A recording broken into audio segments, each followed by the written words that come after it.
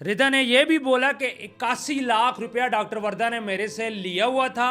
उसका सोना मेरे पास था जो कि बैंक में रखवाया था 50 लाख के बदले। ख़ास तौर पे जो तशद्दुद डॉक्टर वर्दा के ऊपर किया गया, उनकी जो मौत है वो दम घुटने से हुई है। अच्छा, 4 मुल्ज़िमान अभी तक गिरफ्तार हो चुके हैं, जिनमें वर्दा वहीद है, उसका फिर मियाँ वहीद है, नदीम, परवेज़ और एक मरकजी मुलजिम शमरेज गायब है। एबटाबाद की डॉक्टर वर्दा को 1 करोड़ में बेचा गया और बेचने वाली कौन थी? उनकी अपनी दोस्त थी रिदा वहीद।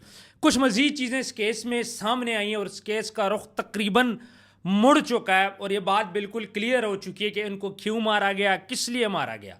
रिदा वहीद ये बात बोलती है कि मैं अपनी दोस्त डॉक्टर वर्दा को सोना वापस करना चाह रही थी, लेकिन मेरे शोहर ने मुझे मना किया और ये बात बोली कि तुम्हारा उसके साथ लेन देन चल रहा है। रिदा ने यह भी बोला कि 81 लाख रुपया डॉक्टर वर्दा ने मेरे से लिया हुआ था। उसका सोना मेरे पास था जो कि बैंक में रखवाया था 50 लाख के बदले, और मैं चाह रही थी मैं अपनी दोस्त को सोना वापस कर दूं, लेकिन मेरे शोहर ने कहा नहीं, तुमने सोना इसको वापस नहीं करना।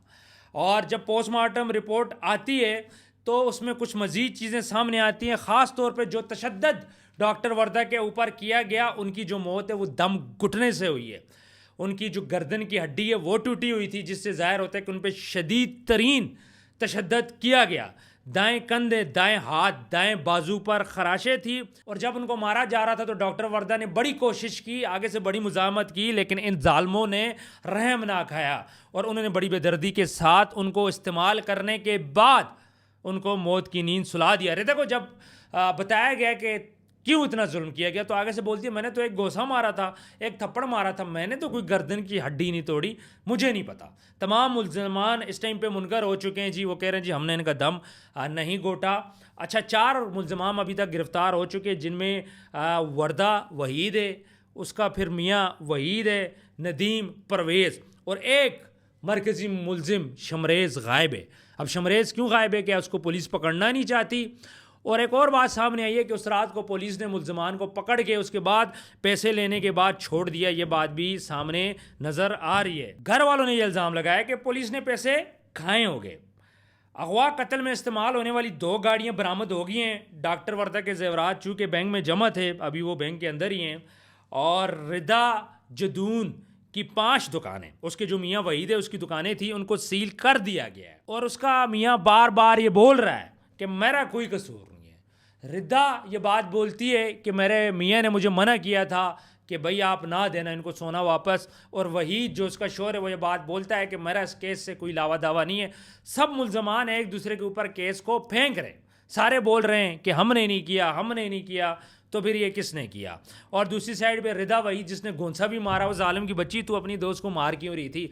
फिर उसने 1 करोड़ में सौदा किया कि 1 करोड़ पे इसने मुल्ज़िमान को दिए और बोला कि इसको मारो। उसकी जो 8 दिसंबर को जो लाश मिलती है तो पता चलता है कि 72 घंटे गुजर चुके हैं उसकी वफ़ात को।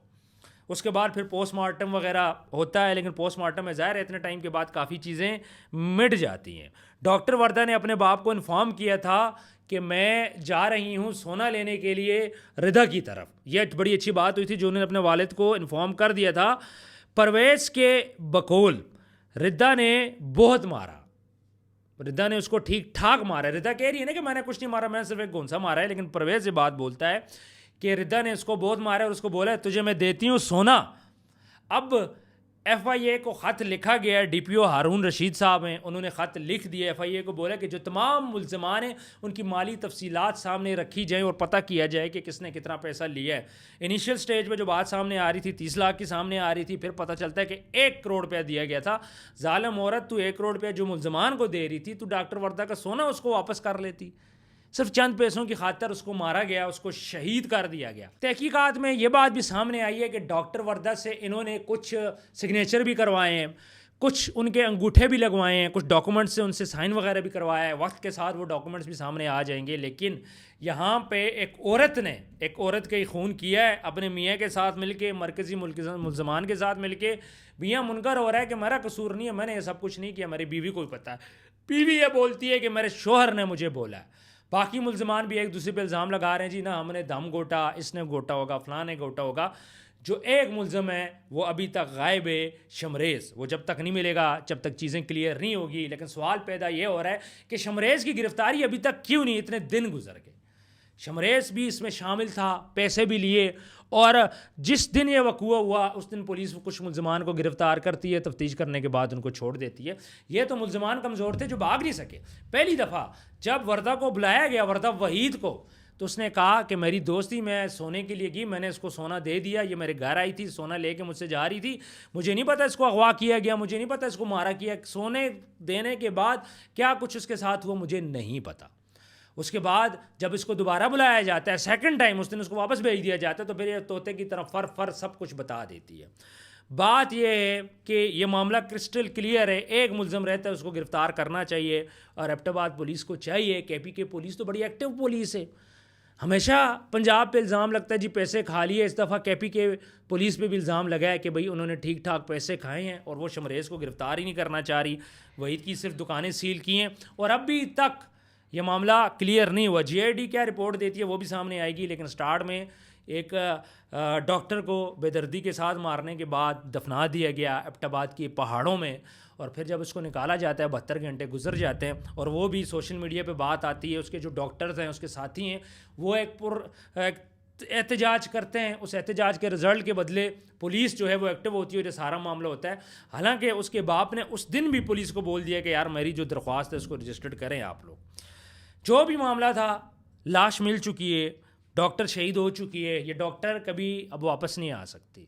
लेकिन वहाँ पे लोगों में बहुत ज़्यादा तशवीश पाई जाती है। एबटाबाद के लोग इस टाइम पे परेशान हैं कि वहाँ पे ऐसा सानिया कभी नहीं देखा कि लड़की ने लड़की को मरवाया हो चंद पैसों के लिए, चंद सोने के लिए, और दोस्ती के नाम पे ये ऐसा दब्बा है। और हमें सबक भी दे देता है कि हमें अब एतबार नहीं करना किसी पे, सिवाय अपनी फैमिली के किसी पे भी एतबार नहीं करना। यहाँ पे आप फैमिली पे क्या एतबार करो। DSP उस्मान गुज्जर, मैं उसकी वीडियो बना चुका हूँ, आप देख लें। उसने अपनी सगी बेटी को मार दिया, अपनी बीवी और सगी बेटी को मार दिया। उसने दूसरी शादी कर रखी थी। रिश्तों से एतबार उठ चुका है, पता नहीं अब किस पे एतबार करें। अपना ढेर सारा ख्याल रखिएगा। कमेंट सेक्शन में अपनी राय ज़रूर दीजिएगा, और अगर आपके पास कोई भी इंफॉर्मेशन है इस केस से रिलेटेड तो वो आप हमारे साथ शेयर कर सकते हैं। कमेंट्स हम रीड करते रहते हैं। एबटाबाद के लोग बड़े पुरअमन लोग हैं, बड़े वफादार लोग हैं। ये काली भेड़ कहाँ से निकल आई मुझे नहीं पता। ये शायद एबटाबाद की नहीं होगी, ये बाहर की कहीं होगी, रहती वहीं पे होगी। एबटाबाद में इससे पहले इस तरह कभी सानिया नहीं देखा गया कि दोस्त ने दोस्त को मारे। वो बड़े वफादार लोग हैं और पैसे को प्रायोरिटी नहीं देते, मेहमान नवाज लोग हैं। ये जो चंद काली भेड़ें सबका नाम बदनाम करती हैं। तो वीडियो को एंड करते हैं। जिन लोगों ने चैनल को सब्सक्राइब नहीं किया, सब्सक्राइब कर लो। उम्मीद ये करता हूँ कि इस वाक़े के बाद ये चीज़ें अब नहीं होगी। जल्द से जल्द इस केस का फैसला होना चाहिए ताकि जो मुल्ज़मान हैं उनको करार वाक़ई सज़ा मिल सके। अपना ढेर सारा ख्याल रखिएगा। मिलते हैं नेक्स्ट वीडियो में। अल्लाह हाफिज़।